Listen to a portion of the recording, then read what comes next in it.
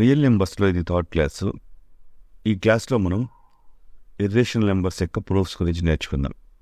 Okay, so మనం క్విక్గా అసలు ఇర్రేషనల్ నెంబర్స్ అంటే ఏంటో చూద్దాం ఫస్ట్. ఓకే, సో మనం ఏ నెంబర్ని కూడా p/q ఫార్మాట్లో రాయగలిగితే వాటిని రేషనల్ నెంబర్స్ అంటారు. రేషనల్ నెంబర్స్ అంటారు. ఓకే, రేషనల్ నెంబర్స్ అనమాట. ఓకే, సో ఇక్కడ q is not equal to 0. ఎందుకు? q 0 అయితే ఈ నెంబర్ని డిఫైన్ చేయలేం కాబట్టి. ఓకే, అండ్ ఇక్కడ p/q అది ఇంటీజర్స్ అనమాట. ఓకే, అంటే ఇంటీజర్స్ అంటే తెలుసు కదా, is 0, 1, 2, 3, 4 positive numbers and negative numbers -1, -2, -3. Okay, అంటే ఇక్కడ ఫ్రాక్షన్స్ ఏమి రావు అనమాట. అంటే నెంబర్ అయితే 1, 2, 3 కానీ 0 కానీ నెగిటివ్ నెంబర్స్ కానీ ఉంటాయి. సో వీటిని ఇంటీజర్స్ అంటారు. సో ఇక్కడ p/q belongs to integers. So మనం ఏ నెంబర్నైనా కూడా p/q ఫార్మాట్లో రాయగలిగాము అంటే అవి రేషనల్ నెంబర్స్ అనమాట.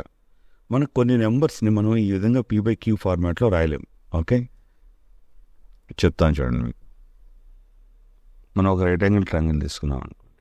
ఓకే, సో ఈ యొక్క రైట్ యాంగిల్ ట్రయాంగిల్లో దీని యొక్క హైట్ 1, బేస్ 1 ఉందనుకోండి. ఓకే, సో ఈ హైపోటెనస్ ఎంత వస్తుంది డిస్టెన్స్?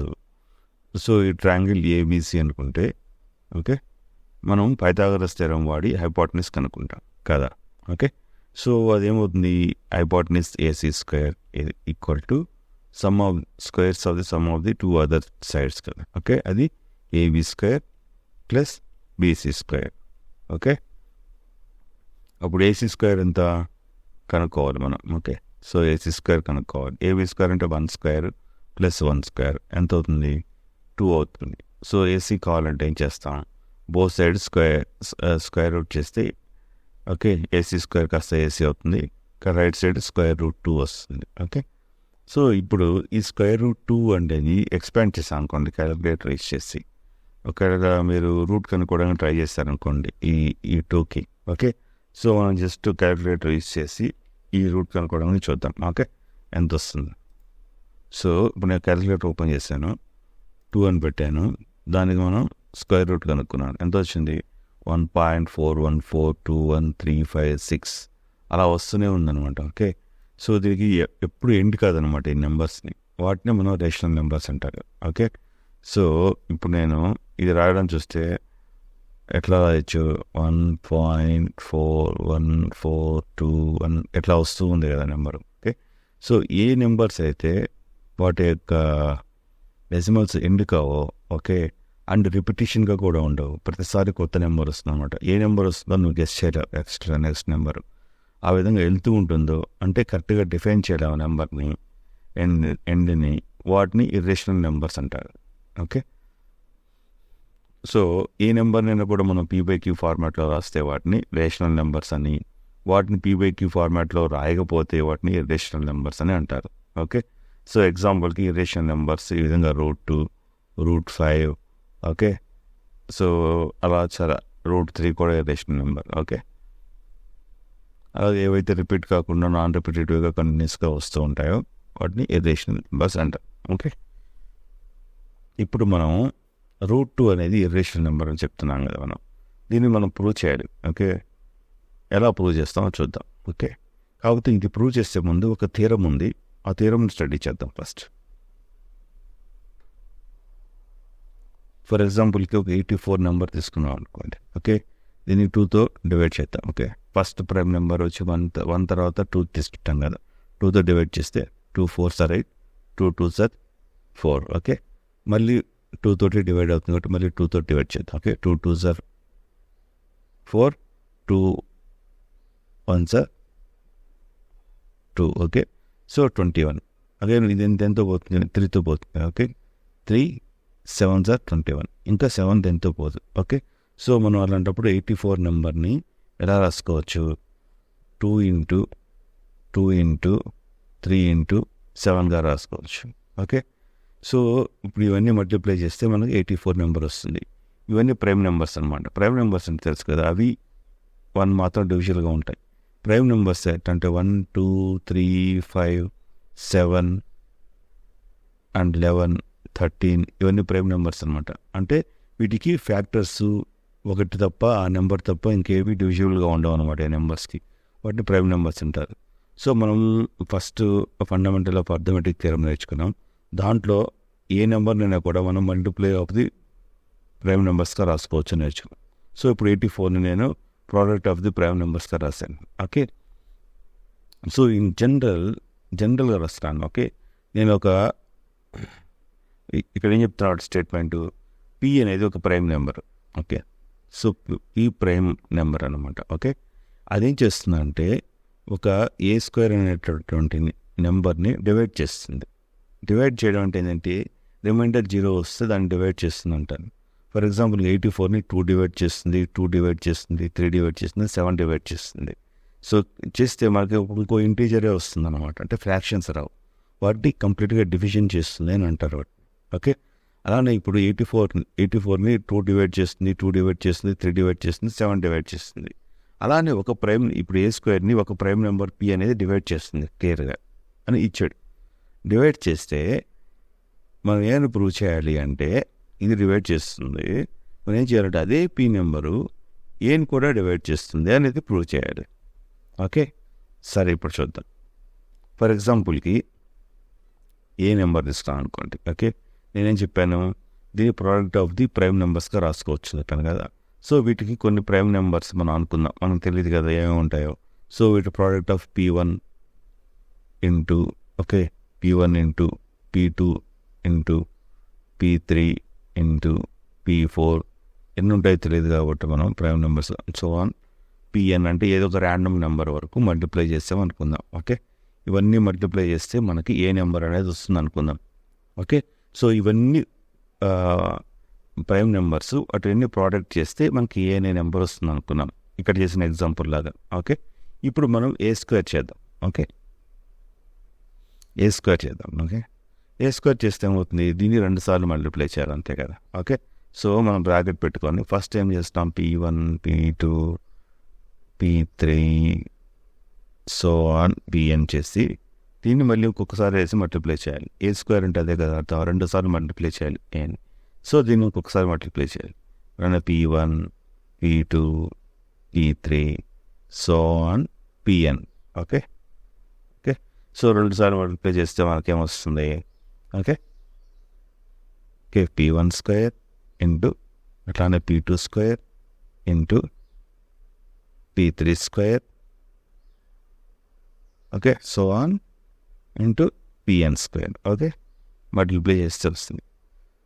సో మనకి ఇప్పుడు ఏం చెప్పాడు, ఒక P అనేది ఏ స్క్వేర్ని డివైడ్ చేస్తుంది అనుకుందాం. ఓకే, ఇక్కడ P అంటే ఏదో ఒక నెంబర్ అనుకుందాం. ఫర్ ఎగ్జాంపుల్కి P3 తీసుకుందాం. ఓకే, P3 ఆర్ జనరల్గా P తీసేసుకుందాం. ఓకే, వీటన్నిటి కామన్గా ఒక నెంబర్గా P అనేది ఏ స్క్వేర్ని డివైడ్ చేస్తుంది అన్నాడు. ఓకే, అప్పుడేమవుతుంది, ఇది మనం స్క్వేర్ చేసాం అంతే. ఓకే, ఇప్పుడు మనకి ఇదే P ఈ ఏ యొక్క ఫ్యాక్టర్స్లో కూడా ఉందో లేదో చూడండి. Okay, for example P3 A స్క్వేర్ని డివైడ్ చేస్తుంది, అందుకే కదా రాసాను ఫ్యాక్టరైజేషన్లో. ఓకే, P3 అనే నెంబర్ ఏ స్క్వేర్ని డివైడ్ చేస్తుంది అనుకోండి. ఓకే, సో P3 అనేది ఇక్కడ కూడా ఉందా లేదా, ఏలో కూడా ఉందా లేదా చూడండి, ఏలో కూడా ఉంది P3. సో P3 అనేది ఏని కూడా డివైడ్ చేస్తుంది. ఓకే, ఇది వెరీ సింపుల్ అనమాట, సింపుల్ లాజిక్తో ప్రూవ్ చేయడం అంతే. ఓకే, ఇక్కడ P3 ఏ స్క్వేర్ డివైడ్ చేస్తే ఇక్కడ P3 అనేది ఏని డివైడ్ చేస్తుంది. ఓకే, ఇక్కడ ఇవన్నీ కూడా వీటి ఫ్యాక్టరైజేషన్ నెంబర్స్ కాబట్టి ఇవన్నీ కూడా ఏ స్క్వేర్ డివైడ్ చేస్తాయి. ఓకే, ఏగా రాస్తే వీటిని 2 సార్లు రాస్తున్నాం అంతే కాబట్టి ఇవే నెంబర్స్ మళ్ళీ ఏని కూడా డివైడ్ చేస్తాయి. కాకపోతే ఏ స్క్వేర్లో 2 సార్లు డివిజన్ చేస్తాయి, అంటే సేమ్ 2 సార్లు అనాల్సిన అవసరం లేదు, డివిజన్ అవుతుందా లేదా అని మాత్రం మాట్లాడుకుంటున్నాం కాబట్టి. సో ఇక్కడ ఈ నెంబర్స్ అన్నీ ఏ స్క్వేర్ డివైడ్ చేస్తే అవే ఫ్యాక్టరైజేషన్ ప్రైమ్ నెంబర్స్ ఏలో కూడా ఉంటాయి కాబట్టి ఏని కూడా డివైడ్ చేస్తాయి అంతేనమాట. Proof simple. So it divides P divides A అనమాట అంతే. ఓకే, సో 2-3 స్టెప్స్ రాయడమే దీనికి ప్రూఫ్ అంటే ఏం లేదు, ఈ 2 స్టెప్స్ తోటి దీన్ని ప్రూవ్ చేయొచ్చు. ఓకే, క్లియర్ కదా. మీకు ఏదైనా క్వశ్చన్స్ ఉంటే రాయండి, నాకు చిన్న క్వశ్చన్ అయినా పర్లేదు కామెంట్ సెక్షన్లో రాయండి, నేను ఎక్స్ప్లెయిన్ చేస్తాను. ఓకే, సో మనం రెడీ ఉన్నాం అనమాట. ఓకే, √2 అనేది ఇర్రేషనల్ నెంబర్ అనేది ప్రూవ్ చేయడానికి. ఓకే, సో ఇది ఎలా ప్రూవ్ చేస్తామంటే కాంట్రడిక్షన్ స్టేట్మెంట్తో ప్రూవ్ చేస్తాం. ఓకే, ఈ కాంట్రడిక్షన్ అంటే ఏంటంటే మనం ఇచ్చింది ఫస్ట్ ఇర్రేషనల్ నెంబర్ కాదనుకుంటాం. ఓకే, లాస్ట్లో మనకు ఒక స్టేట్మెంట్ వస్తుంది అనమాట. ఆ స్టేట్మెంట్ కరెక్ట్గా వచ్చింది అనుకో, అది ఇర్రేషనల్ నెంబర్ కరెక్ట్ అయినట్టు. ఓకే, మనం అనుకున్నది కరెక్ట్ అయినట్టు. ఒకవేళ మనకి కాంట్రడిక్షన్ స్టేట్మెంట్ వచ్చింది అనుకోండి లాస్ట్లో, అంటే మనం అనుకున్న దానికి విరుద్ధంగా రావడం, అంటే ఏంటంటే 2 = 3 అని రావడం, 3 = 5 అని రావడం. ఓకే, ఇలాంటి స్టేట్మెంట్ ఒకటి వచ్చింది అనుకోండి లాస్ట్లో, సో మనం అనుకున్న అజంప్షన్ అనేది రాంగ్ అనమాట. ఓకే, ఆ విధంగా ప్రూవ్ చేస్తాను అనమాట దీన్ని. సో మనం ఏమనుకుంటామంటే ఫస్ట్ ఈ రూట్ 2 అనేటువంటి నెంబరు రేషనల్ నెంబర్ అనుకుంటాం. ఓకే, ఇక్కడ స్టెప్స్ చాలా ఇంపార్టెంట్ దీనికి రాయడానికి. స్టెప్స్ మీరు బుక్లో చూసి ఫాలో అవ్వండి. నేను బ్రీఫ్గా రాస్తాను స్టెప్స్ అంతాను. ఒకసారి క్విక్గా కూడా చూపిస్తాను మీకు ఎలా ఉంటాయి ఆ స్టెప్స్ కూడా. ఓకే, సో రూట్ 2 అనేది రేషనల్ నెంబర్ అనుకుంటాం. Okay, let okay, so will prove this way contradiction statement అనమాట. అంటే మనం రూట్ 2 అనేది రేషనల్ నెంబర్ అని ప్రూవ్ చేయాలి. కాబట్టి మనం రూట్ 2 అనేది రేషనల్ నెంబర్ అని తీసుకుందాం, అంటే ఇది కాంట్రడిక్షన్గా తీసుకుందాం. ఓకే, దీన్ని తీసుకుంటూ మనం కిందకి వెళ్తూ వస్తే మనకు లాస్ట్ వచ్చిన స్టేట్మెంట్ ఒకటి వస్తుంది కదా, అది కానీ కరెక్ట్ అయితే మనం అనుకునేది కరెక్ట్ అవుతుంది. అదేమన్నా రాంగ్ అయితే మనం అనుకునేది రాంగ్ అవుతుంది. ఓకే, అలానే ప్రూవ్ చేస్తాం అనమాట ఇది. సో ఇక్కడ రూట్ 2 అనేది రేషనల్ నెంబర్ తీసుకున్నాం. రేషనల్ నెంబర్ అంటే మీకు తెలుసు. ఓకే, రేషనల్ నెంబర్ అంటే మనం ఏ నెంబర్నైనా కూడా p/q ఫార్మాట్లో రాయగలిగితే దాన్ని మనం రేషనల్ నెంబర్స్ అంటాం. ఓకే, సో ఇప్పుడు నేను రూట్ 2 ఏం చేస్తున్నానంటే ఏదో సమ్ r/s ఫార్మాట్లో రాస్తాను. p/q అంటే జస్ట్ నెంబర్సే కదా, మీకు సేమ్గా రాసిన లెటర్స్ టెక్స్ట్ బుక్లో ఉన్నాయి, కన్ఫ్యూజ్ కారని అంతే మించలేదు. అయితే p/q ఫార్మాట్లో p/q రాసిన ఒకటే. ఓకే, సో నేను r/s ఫార్మాట్లో రాస్తాను. ఇక్కడ s అనేది ≠0, రైట్ కదా, ≠0 అంటే s0 అయితే నెంబర్స్ డివిజన్ చేయలేము. ఓకే, సో ఇక్కడ s is ≠0. ఓకే, సో ఇక్కడ r, s అనేది 2 ఇంటీజర్స్, సో ఇంటీజర్ నెంబర్స్ అనమాట r, s అనేవి. ఓకే, సో మనం ఇది రేషనల్ నెంబర్ అని అజ్యూమ్ తీసుకున్నాం కాబట్టి దీన్ని r/s ఫార్మ్లో రాసాము.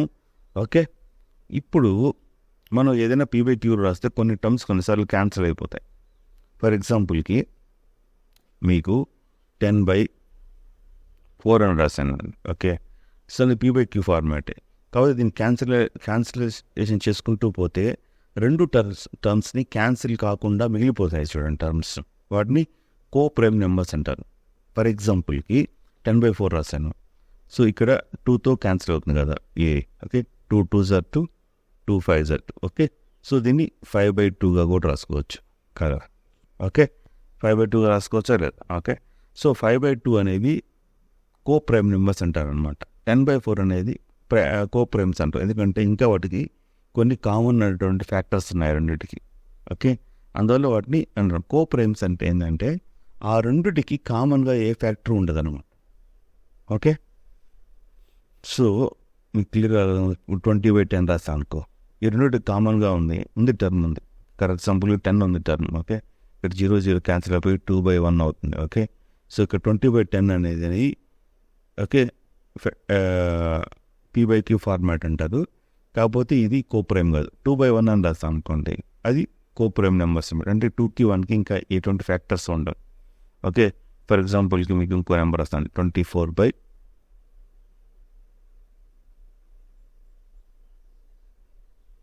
24/9 అని రాస్తాను. ఓకే, సో ఇక్కడ ఇదొక p/q ఫార్మాట్. ఇప్పుడు దీన్ని క్యాన్సిల్ చేస్తే 3తో చేస్తాను అనుకోండి. Okay, 3 3s are 9. Okay, 3 8s are 24. Okay, so దీన్ని 8/3గా రాసుకోవచ్చు. ఓకే, సో 8/3 అనేది కో-ప్రైమ్ నెంబర్స్ అంటారు అనమాట. అంటే 8 యాక్చువల్గా ప్రైమ్ నెంబర్ కాదు, కాకపోతే కో-ప్రైమ్ నెంబర్స్ అంటే ఈ రెండు కామన్గా ఏ ఫ్యాక్టర్స్ ఉండవు అన్నమాట, వాటిని కో-ప్రైమ్స్ అంటారు. ఓకే, సో ఇక్కడ మనం ఫస్ట్ రాసిన r/s అనేటటువంటిది p/q ఫార్మాట్లో రాసినటువంటి 2 నెంబర్స్. ఓకే, మనం వీటికి కొన్ని కామన్ ఫ్యాక్టర్స్ ఉన్నాయని అనుకుందాం. ఓకే, ఇలానే ఇప్పుడు ఇక్కడ కామన్ ఫ్యాక్టర్స్ ఉన్నాయి కదా, అలానే వీటికి కొన్ని కామన్ ఫ్యాక్టర్స్ ఉన్నాయి అనుకోండి.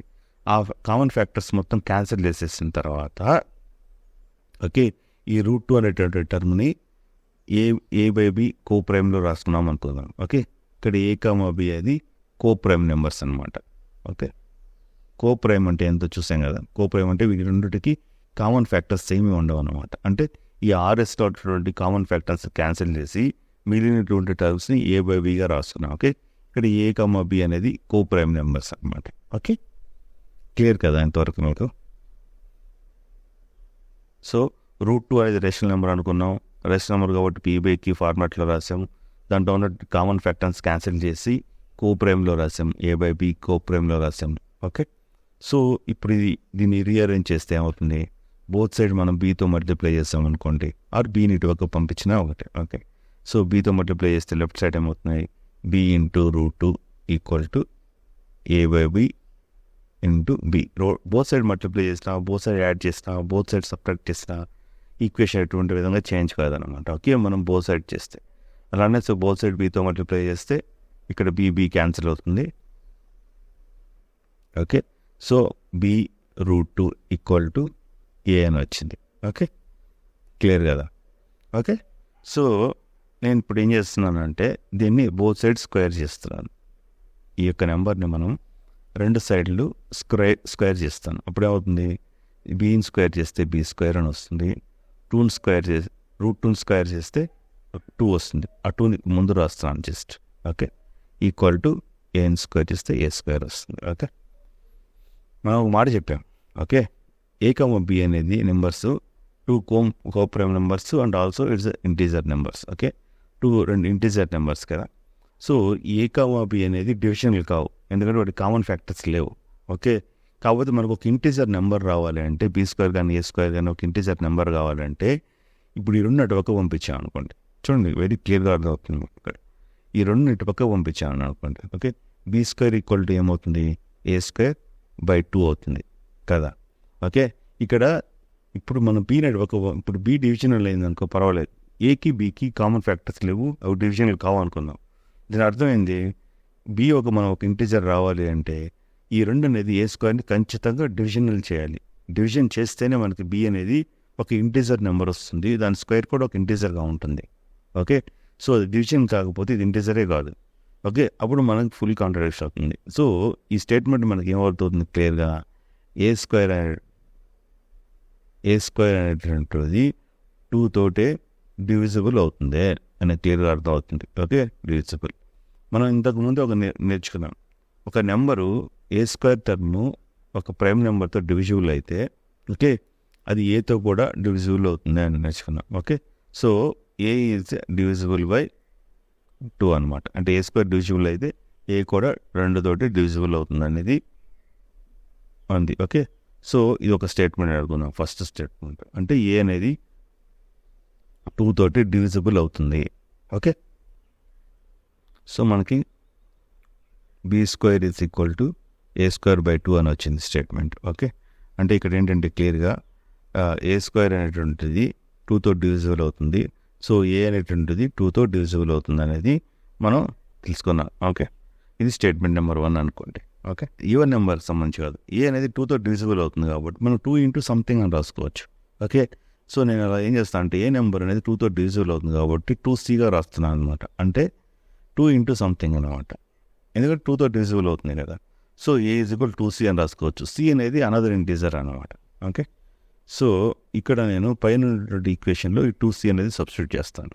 సో C అనేది అనదర్ ఇంటీజర్ ఇక్కడ. సో ఇప్పుడు B² ఓకే A బదులు 2C అని పెడతాను. ఓకే, స్క్వేర్ చేయండి /2.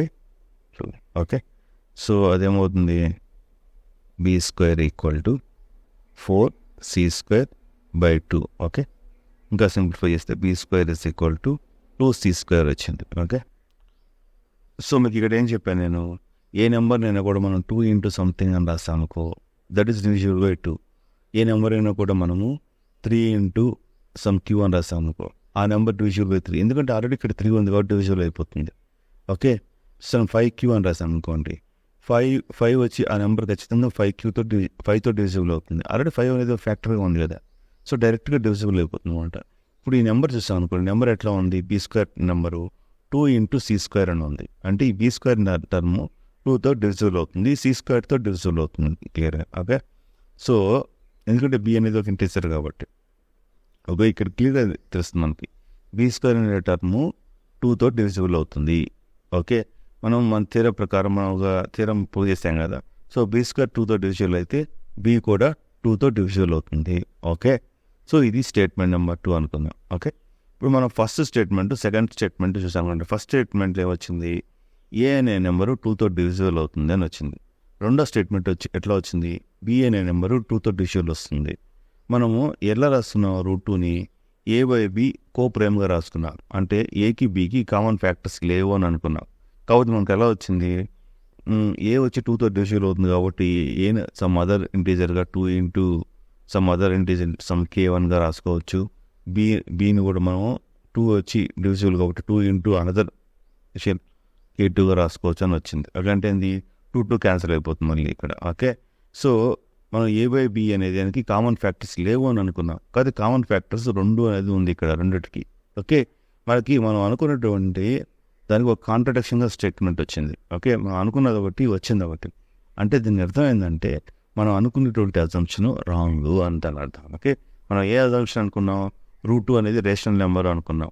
√2 అనేటువంటిది రేషనల్ నెంబర్ అనుకోవడం వల్లనే మనకి ఈ తప్పు స్టేట్మెంట్ అనేటువంటిది వచ్చిందన్నమాట. Okay, so finally √2 is a rational number కాదు, √2 ఈజ్ ఏ ఇర్రేషనల్ నెంబర్ అని ప్రూవ్ చేస్తాం అనమాట మనం. అంతే, సింపుల్. కాకపోతే మీరు కొన్ని స్టెప్స్ రాసేటప్పుడు కొంచెం జాగ్రత్తగా రాయండి స్టెప్స్. మీకు ఒకసారి క్విక్గాను బుక్లో ఉన్నటువంటి స్టెప్స్ చేస్తాను చూడండి క్విక్గా. సో మనం క్విక్గా బుక్లో ఉన్నటువంటి ఒక స్టెప్స్ చూద్దాం. ఓకే, ఫస్ట్ √2 అనేటువంటిది RYS ఫార్మాట్లో రాశాడు. అంటే కాంట్రడిక్షన్ గాను మనము √2 అనేది రేషనల్ నెంబర్ అనుకున్నాము. రేషనల్ నెంబర్ అంటే P/Q ఫార్మాట్లో రాయొచ్చు అనుకున్నారు. సో RYS ఫార్మాట్లో రాశారు. సో ఈ RYS ఈ ఫార్మాట్లో ఉన్న వాటికి కొన్ని కామన్ ఫ్యాక్టర్స్ ఉన్నాయనుకున్నారు. ఓకే, కామన్ ఫ్యాక్టర్స్ క్యాన్సిల్ చేసిన తర్వాత వాటిని √2ని A/P ఫార్మాట్లో రాశారు. ఓకే, A/B అనేది కోప్రైమ్ నెంబర్స్ అనమాట. అంటే ఈ రెండింటికి ఎటువంటి కామన్ ఫ్యాక్టర్స్ లేవు అని దాని అర్థం. ఓకే, సో బీని ఇటు పక్కకు తీసుకెళ్తే B√2 = A అవుతుంది. ఓకే, సో దీన్ని రెండు సైడ్లు మనం స్క్వేర్ చేసామనుకోండి, స్క్వేరింగ్ అనేది బోత్ సైడ్ చేస్తే 2b² = a² అని వస్తుంది. ఓకే, 2b² = a² అంటే ఏంటి అర్థం, ఇక్కడ b² నుంచి a² అనేది 2కి డివిజిబుల్ అవుతుంది. ఓకే, ఈ సైడ్ తీసుకుని వెళ్ళాల్సిన అవసరం లేదు, క్లియర్గా చూస్తుంది. అంటే a² చూస్తే 2 × b² అని వచ్చింది కదా, అంటే ఇది ఖచ్చితంగా a² 2తో డివిజిబుల్ అవుతుందని అర్థం. ఓకే, అంటే ఇక్కడ ఇప్పుడు మనం ఏ నెంబర్ అయినా కూడా 3 × సమ్ q అనుకో, ఈ నెంబర్ వచ్చి 3తో డివిజిబుల్ అవుతుంది, ఎందుకంటే 3 ఉంది కాబట్టి ఆల్రెడీ. అలానే a² అనేటువంటిది 2తో డివిజిబుల్ అవుతుంది క్లియర్గా. ఓకే, మనం ఒక ముందు థియరం నేర్చుకుందాం. ఓకే, a² అనేటువంటిది ఒక ప్రైమ్ నెంబర్తో డివిజిబుల్ అయితే ఏతో కూడా డివిజిబుల్ అవుతుందని. ఓకే, అందువల్ల ఈ 2 అనేటువంటిది ఏతో డివిజిబుల్ అవుతుంది. సో ఇది ఫస్ట్ స్టేట్మెంట్ అనుకున్నాం. ఓకే, సో ఏ అనేది 2తో డివిజిబుల్ అవుతుంది కాబట్టి ఏని మనం ఇంకొక ఇంటీజర్ a = 2c రాసుకోవచ్చు. ఓకే, సో ఇక్కడ 2c అనేది సబ్స్టిట్యూట్ చేస్తే ఏ బదులు అప్పుడే వస్తుంది b² = 2c² అని వచ్చింది. ఇక్కడ చూస్తే ఏమవుతుంది, b² అనేది 2తో డివిజిబుల్ అవుతుందని వచ్చింది, క్లియర్గా వచ్చింది. 2 × సంథింగ్ అని వచ్చింది కదా. ఓకే, ఇక్కడ b² అనేది 2 × c² అని వచ్చింది, అంటే b² అనేది 2తో డివిజిబుల్ అవుతుంది.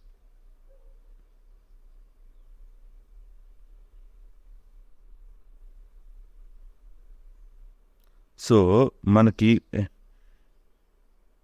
ఈ రెండింటిని బట్టి ఏం తెలుస్తుందంటే, సో a,bకి ఒక కామన్ ఫ్యాక్టర్ 2 అనేటువంటిది ఉంది అని వచ్చింది.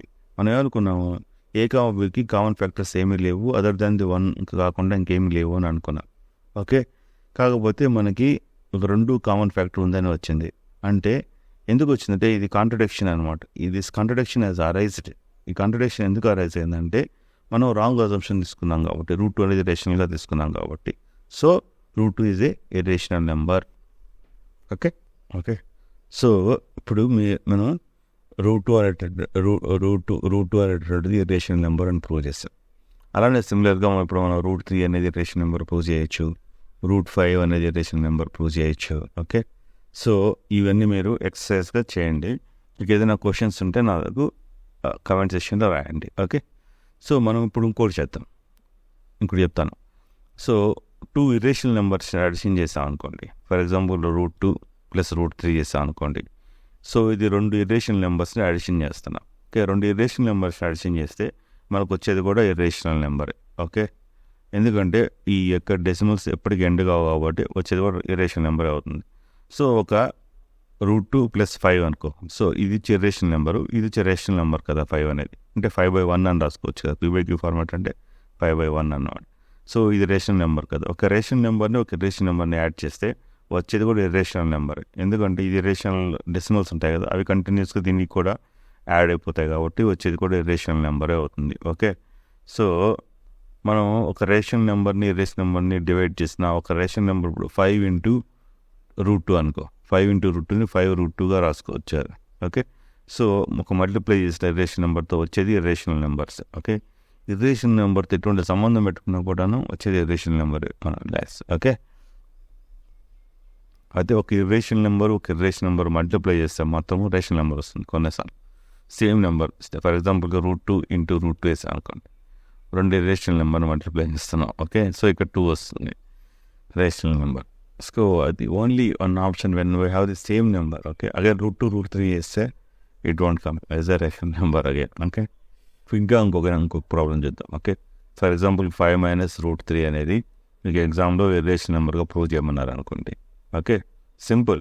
5 - √3 ఇర్రేషనల్ నెంబర్గా ప్రూవ్ చేయమన్నారు అంటే మనం ఏం చేస్తాం, 5 - √3 అనేది equal to some p/q format రాస్తాం, సమ్ a/b ఫార్మాట్ రాస్తాం. Okay, a, b co primes అనుకుంటాం. ఓకే, సో ఈ నెంబర్ తీసుకోండి. ఇలాంటి నెంబర్స్కి ఏం చేస్తామంటే ఏదైతే √3 ఫార్మాట్లో ఉందో దాన్ని ఒక సైడ్కి పంపించేసి మిగతా అన్నీ ఒక సైడ్కి తీసుకుని వస్తాం. ఓకే, ఫర్ ఎగ్జాంపుల్కి 5 కదా, ఇది 5 - ఇటుపక్క a/b ఇటుపక్క తీసుకొని వస్తాం. ఓకే, కుడి సైడ్కి √3 తీసుకున్నాక సో బోత్ సైడ్స్ స్క్వేర్ చేద్దాం. ఓకే, స్క్వేర్ చేస్తే ఏమొస్తుంది,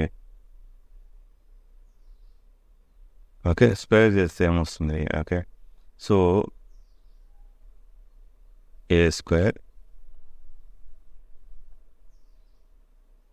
5b - a/b అని వస్తుంది, అంతే కదా. b LCM తీసుకుంటే b × 5b - a b అని వస్తుంది ఈజ్ ఈక్వల్ టు √3 అని వచ్చింది. ఓకే, సో మనకి ఒక ఈక్వల్ సైడ్ ఉందంటే లెఫ్ట్ సైడ్ ఏముంటే రైట్ సైడ్ కూడా అదే ఉన్నట్టు. మనకి లెఫ్ట్ సైడ్ ఏమొచ్చింది, a, b అనేది కో ప్రైమ్ నెంబర్స్ వస్తుంది. సో 5b - a కూడా బై b కూడా సంథింగ్ లైక్ p/q ఫార్మాట్లో ఉన్నటువంటి నెంబరే వస్తుంది, అంతే కదా. అంటే లెఫ్ట్ సైడ్ ఉన్నది వచ్చి రేషనల్ నెంబర్ అనమాట. Okay, left side rational number వచ్చింది. ఓకే, రైట్ సైడ్ ఏమొచ్చింది, √3 అనేది మనకి రేషనల్ నెంబర్ అని ప్రూవ్ చేయొచ్చు. ఓకే, సో √3 అనేది రేషనల్ నెంబర్, అది సపరేట్గా ప్రూవ్ చేయండి మీరు. అంటే ఇప్పుడు ఈ √3 రేషనల్ నెంబర్ ప్రూవ్ చేయాలని అంటే స్టార్టింగ్ నుంచి r/s అనుకోవడం, కామన్ ఫ్యాక్టర్స్ చేసేసి √3/a/b రాసుకోవడము. సో బోత్ సైడ్ స్క్వేర్ చేస్తే ఓకే, b పక్క పంపిస్తే b√3 is equal to a, square చేస్తే b² 3 is equal to a అని రాసుకోవడము. ఓకే, అంటే a² రాసుకోవడం అంటే a² యొక్క ఫ్యాక్టర్ వచ్చి ఇక్కడ 3 అవుతుంది. ఓకే, a² ఫ్యాక్టర్ వచ్చి 3 అవుతుంది కదా, అంటే a² డివిజిబుల్ బై 3 అయితే a అనేది డివిజిబుల్ బై 3 అని వస్తుంది. ఓకే, అర్థమైంది. అలానే రాసుకుంటూ వెళ్ళి మళ్ళీ ఇప్పుడు ఏజ్ అనేది సమ్ ఫ్యాక్టర్ ఆఫ్ 3 అన్నారు కాబట్టి okay, a is equal to మనం సంథింగ్ 3 × cగా రాసుకోవచ్చు ఫ్యాక్టర్ కాబట్టి. సో 3c దాంట్లో సబ్స్టిట్యూట్ చేసుకోవడము అంటే √3 అనేది సబ్స్టిట్యూట్ చేస్తే మళ్ళీ మనకి ఏమొస్తుందంటే b డివిజిబుల్ బై 3 వస్తుంది. సో a, bకి కామన్ ఫ్యాక్టర్స్ 3గా ఉన్నట్టు వస్తుంది అనమాట. అంటే మనం కాంటెక్స్చువల్ స్టేట్మెంట్ వచ్చింది కాబట్టి √3 అనేది ఇర్రేషనల్ నెంబర్ అని ప్రూవ్ చేస్తాం. ఓకే, సో ఇది సపరేట్గా అంటే రైట్ సైడ్ వచ్చి ఇర్రేషనల్ నెంబర్ వచ్చింది, లెఫ్ట్ సైడ్ వచ్చి రేషనల్ నెంబర్ వచ్చింది. ఇలాంటి కాంట్రడిక్షన్ అంటే ఏంటంటే ఈ స్టేట్మెంట్ రైట్ కాదనమాట. ఇట్లాంటి రాంగ్ స్టేట్మెంట్ ఎందుకు అరైజ్ అయిందంటే మనం దాన్ని ఒక 5 - √3 అనేది ఒక రేషనల్ నెంబర్గా అనుకున్నాం కాబట్టి ఇట్లాంటి రాంగ్ స్టేట్మెంట్ అనేది వచ్చిందనమాట. ఓకే, ఈ జస్ట్ ఇంతవరకు రాసేసి left side rational number, right side వచ్చి ఇర్రేషనల్ నెంబర్ కాబట్టి ఈ స్టేట్మెంట్ రాంగ్ అని చెప్పి రాసేయచ్చు. Okay, right side number irrational number prove చేయడానికి మనం ఆరుంటే సపరేట్గా ప్రూవ్ చేసుకోవచ్చు. ఓకే, సో దీంతో మనకి రియల్ నెంబర్ క్లాసెస్ అనేది అయిపోయాయి. ఓకే, మీకు ఎటువంటి క్వశ్చన్స్ ఉన్నా కూడా కమెంట్ సెక్షన్లో పెట్టండి. Okay, thank you for watching.